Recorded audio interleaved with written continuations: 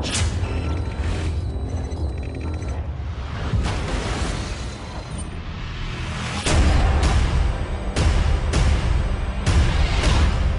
we're talking about Annihilation, the new map pack for Call of Duty Black Ops. We have 4 new multiplayer maps: Hangar 18, Silo, Drive-In, and Hazard, and a new zombies map called Shangri-La.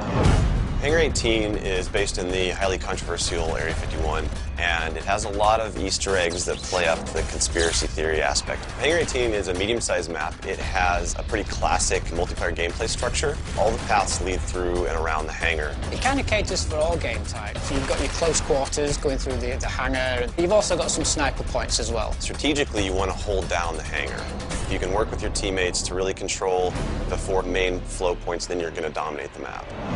Silo is based on a Russian underground nuclear missile silo construction site. It's probably one of the largest maps in the entire game. Silo favors players who take their time because there's a lot of flank routes and a lot of interconnecting paths. So players who are smart and use decoys and pay attention to the mini-map are going to be more successful. You can't really stick around in one place for too long because you're going to get shot from multiple angles. You really need to learn how to play the map, how the paths flow, and you need to stay on the move.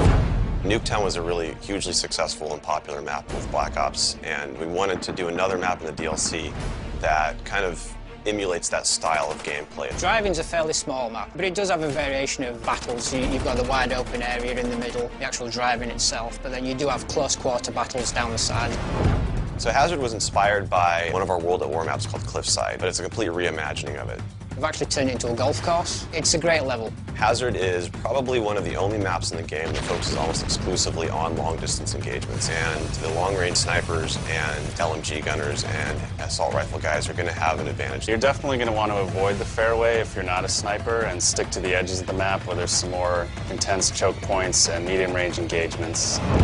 The story in Shangri-La is shrouded in mystery. I love to leave it up to the fans to derive their own ideas from it and also discover the facts that we put in there. I hope they really get the sense that we've taken this to just a whole nother level with the new weapons, the new environment, the new ways of getting around the map and things like that. There's a lot of holding areas, escape hatches, and things that let you get out at the last minute, which is a contrast to Call of the Dead, where it was a very wide open map. This is a much tighter map. Don't hold out too long. If things look like they're getting rough, get out of there.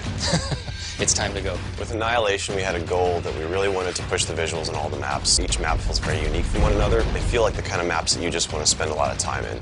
Annihilation hits Xbox Live Marketplace on June 28th.